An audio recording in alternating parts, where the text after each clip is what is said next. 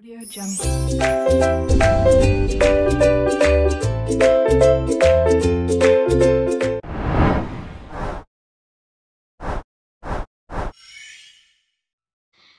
Bismillahirrahmanirrahim. Assalamualaikum warahmatullahi wabarakatuh. Perkenalkan, nama saya Yani Nuraini dengan NIM 22801900047. Di sini saya akan menjelaskan mengenai materi teori relativitas khusus. Dan ya, seperti biasa, Ibu akan merecall kembali materi yang telah dibahas kemarin. Bagi yang bisa menjelaskan mengenai teori relativitas Newton dengan contoh di kehidupan sehari-hari, dipersilahkan. Untuk materi kali ini, kita akan memasuki KD baru, yaitu menganalisis fenomena perubahan panjang, waktu, dan massa dikaitkan dengan kerangka acuan, dan kesetaraan massa dengan energi dalam teori relativitas khusus. Untuk indikator pembelajarannya yaitu menelaah postulat relativitas khusus dan perbedaannya dengan relativitas Newton. Lalu yang kedua itu ada menelaah transformasi Lorentz. Yang ketiga yaitu menelaah dampak dari postulat relativitas khusus.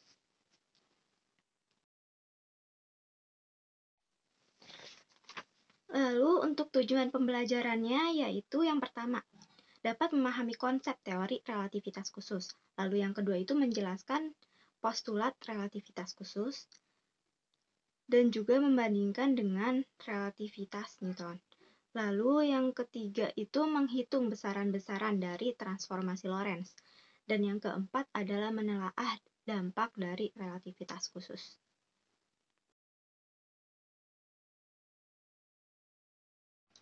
Nah, jadi sebelumnya Ibu akan bertanya,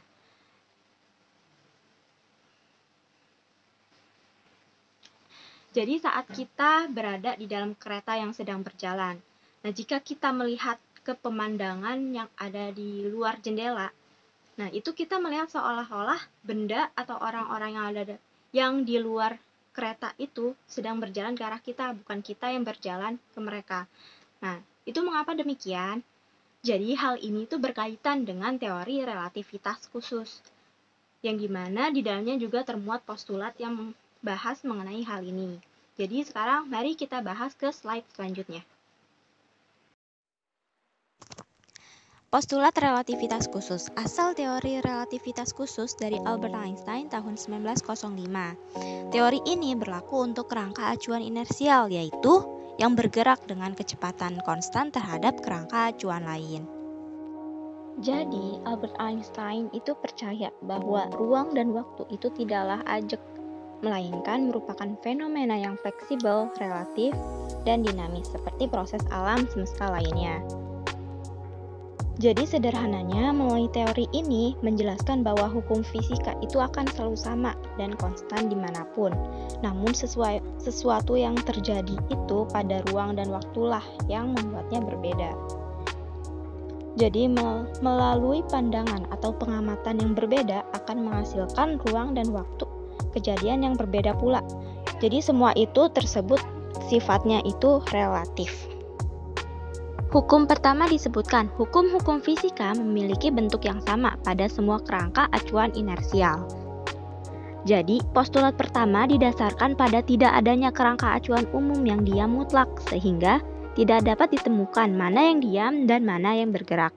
Contohnya sama dengan video di awal, tiang-tiang atau benda yang terlihat bergerak dari sudut pandang kita yang berada di dalam kereta, dan juga sebaliknya. Selanjutnya, postulat yang kedua yaitu cahaya yang merambat di ruang hampa dengan kecepatan C sama 3 kali 10 pangkat 8 adalah sama untuk semua pengamat dan tidak bergantung pada gerak sumber cahaya maupun kecepatan pengamat. Jadi, untuk postulat kedua ini menyatakan bahwa kecepatan cahaya itu konstan, tidak bergantung pengamat yang mengukur dari kerangka acuan inersia. Transformasi Lorentz yaitu merupakan transformasi koordinat untuk gerak partikel yang sangat cepat mendekati kecepatan cahaya, dan ini menjadi salah satu konsep dasar teori relativitas khusus. Transformasi Lorentz menggantikan transformasi Galileo yang mengasumsikan bahwa ruang dan waktu itu mutlak. Transformasi Lorentz ini mengimplikasikan bahwa kecepatan yang berbeda bisa mengukur jarak yang berbeda, selang waktu yang berbeda, dan urutan kejadian yang berbeda yang sedemikian rupa sehingga laju cahaya bernilai sama dalam semua kerangka acuan inersia. Untuk sebagai contoh bisa lihat dari gambar di samping ini. Nah, ini menunjukkan dua pengamatan yang berbeda, yaitu diam S dan bergerak S aksen. Yang dapat dituliskan persamaannya seperti yang ada di bawah ini. Nah, dari persamaan ini kita dapat melihat bahwa waktunya itu bersifat relatif, di mana waktu pengamatannya itu T tidak sama dengan T aksen. Nah, untuk itu terdapat suatu pengali lambda, yaitu tetapan Lorentz.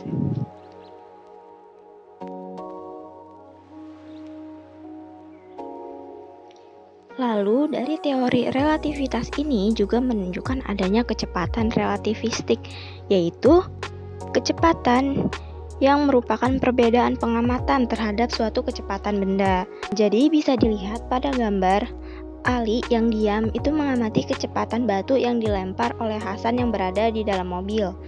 Nah, jadi dia itu akan memiliki nilai kecepatan dengan persamaan yang ada di bawah.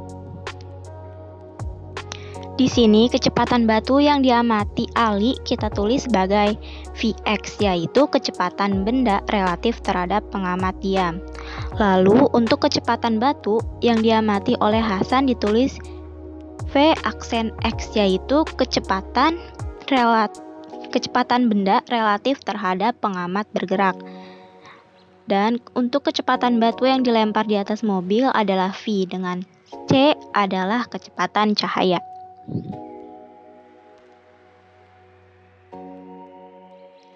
Dari teori relativitas ini juga menunjukkan dampak-dampak. Nah, untuk yang pertama yaitu dilatasi waktu. Jadi sama seperti sebelumnya yang telah dijelaskan, bahwa waktu itu tidak mutlak tetapi relatif. Jadi selang waktu yang diukur dengan oleh dua pengamat yang saling bergerak dengan kecepatan relatif akan berbeda, yaitu akan menjadi lebih lambat. Hal ini didasari dari pembengkokan ruang dan waktu.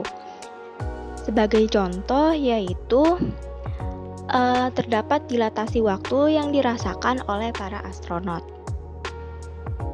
Untuk rumus dilatasi waktu yaitu delta T sama dengan delta T0 per akar 1 min V kuadrat per C kuadrat, di mana delta T0-nya itu waktu sejati atau waktu yang diukur oleh pengamat yang diam terhadap kejadian.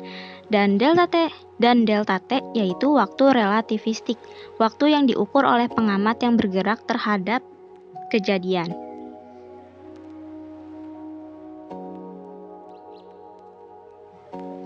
Dampak selanjutnya yaitu kontraksi Lorentz, di mana panjang benda L yang bergerak terhadap pengamat terlihat lebih pendek bila diukur dalam keadaan diam terhadap pengamat. Untuk contoh lebih jelasnya, di sini terdapat kereta yang akan memasuki terowongan. Nah, dalam keadaan diam, kereta itu ukurannya itu lebih panjang daripada terowongan itu sendiri. Nah, misalkan terdapat pengamat di sisi terowongan. Saya contohkan yang ada di titik kuning itu. Nah, dia melihat bahwa panjang kereta mengkerut dan seluruh badan kereta itu masuk ke terowongan. Untuk rumusnya yaitu L sama dengan L0 akar 1 min V kuadrat per C kuadrat. Yang dimana bahwa L0 yaitu panjang benda diukur oleh pengamat yang diam. Sedangkan L itu panjang benda yang diukur oleh pengamat yang bergerak. Jadi untuk contoh yang kereta tadi, L0 itu saat keretanya dalam keadaan diam. Dan kalau untuk L itu panjang oleh pengamat yang berada di sisi terowongan tersebut.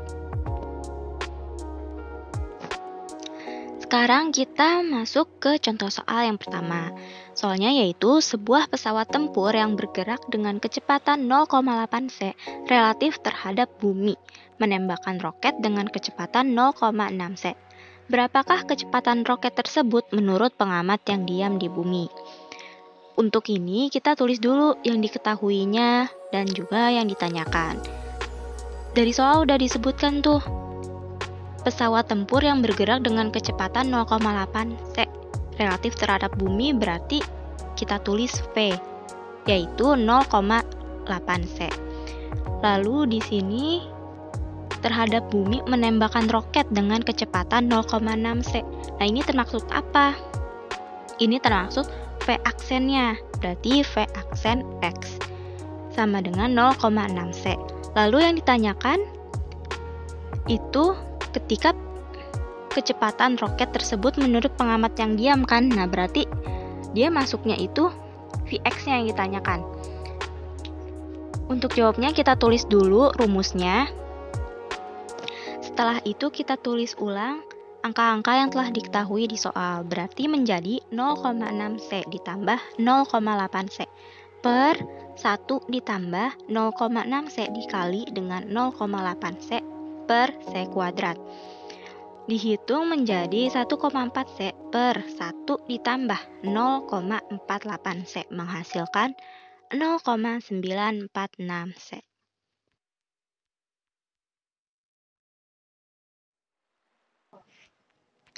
Lanjut ke contoh soal kedua. Sebuah partikel berumur 10⁻⁷ sekon jika diukur dalam keadaan diam.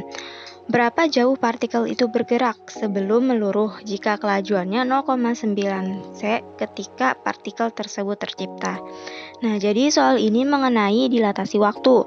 Nah, dari soal dapat diketahui bahwa delta T0-nya itu sama dengan 10⁻⁷ sekon. Dan V-nya yaitu 0,9 c. Dan yang ditanyakan berarti itu adalah X atau jaraknya. Nah, pertama kita tulis ulang rumusnya. Nah, setelah itu kita masukkan angka yang telah diketahui dari soal. Nah, yang sama dengan 10⁻⁷ per akar 1 min 0,81.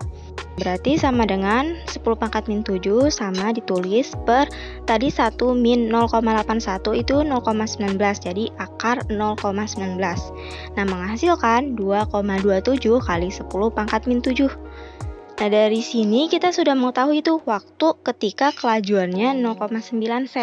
Nah, kan yang tadi ditanyakan itu jarak. Nah, berarti bisa kita langsung kaliin tuh kecepatan dengan waktunya, yaitu 0,9 c dikali 2,27 kali 10⁻⁷, yang berarti sama dengan 61,29 meter.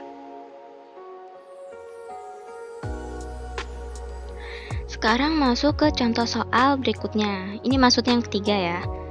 Panjang benda diukur saat bergerak menyusut 20 cm dari panjangnya saat diukur dalam keadaan diam. Bila panjang benda diukur dalam keadaan diam, panjangnya itu 1 meter dan C itu sama dengan kecepatan cahaya. Maka kecepatan gerak benda adalah, sebelumnya di sini diketahui bahwa panjang benda yang diukur dalam keadaan diam itu 1 meter. Nah, berarti itu termasuk L0. Lalu sekarang kita mencari L-nya kan ya. Ingat L itu apa? L itu panjang benda oleh pengamat yang bergerak. Sedangkan yang di soal itu diketahui kalau panjang benda diukur saat bergerak itu menyusut 20 cm. Menyusut 20 cm itu bukan L ya. Jadi dipahami lagi soalnya, berarti panjang dalam keadaan diam dikurangi dengan nilai penyusutannya.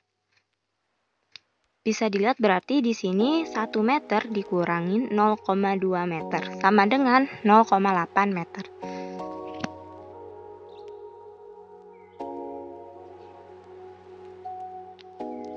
Di sini berarti bisa langsung kita masukin angka-angkanya. L Ingat rumusnya ya, L sama dengan L0 akar 1 min V kuadrat per C kuadrat. Kita masukin angka L-nya itu berarti kan 0,8 sama dengan 1 dikali akar 1 min V kuadrat per C kuadrat. Nah, 1 M-nya ini bisa dipindah ruaskan berarti 0,8 M per 1 M. M itu maksudnya meter ya. Sama dengan akar 1 min V kuadrat per C kuadrat. Berarti masing-masing ruas dikuadratkan sehingga 0,8 kuadrat sama dengan 1 min V kuadrat per C kuadrat.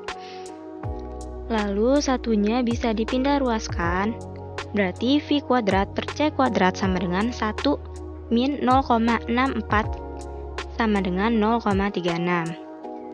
Berarti kita sudah menemukan tuh hasilnya. V kuadrat sama dengan 0,36 C kuadrat.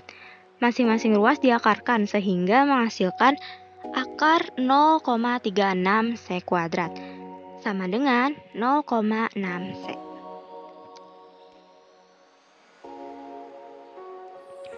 Cukup sekian materi dari Ibu hari ini, dan untuk hasil belajar dapat Ibu rangkum, yaitu relativitas khusus adalah teori mengenai struktur ruang waktu. Relativitas khusus ini menunjukkan bahwa jika dua pengamat berada dalam kerangka acuan lembab dan bergerak dengan kecepatan sama relatif terhadap pengamat lain, maka kedua pengamat tersebut tidak dapat melakukan percobaan untuk menentukan apakah mereka bergerak atau diam. Lalu yang kedua itu, pada teori relativitas khusus digunakan transformasi Lorentz yang sesuai dengan kedua postulat. Lalu yang terakhir yaitu dampak dari teori relativitas khusus antara lain kecepatan relativistik, konstruksi panjang, dilatasi waktu, massa, dan energi relatif. Seperti biasa, terdapat latihan soal dan dikumpulkan di Google Classroom sampai minggu depan. Silakan dikerjakan, dan bila masih ada yang belum paham, bisa ditanyakan boleh lewat WA atau Google Classroom. Terima kasih. Wassalamualaikum warahmatullahi wabarakatuh.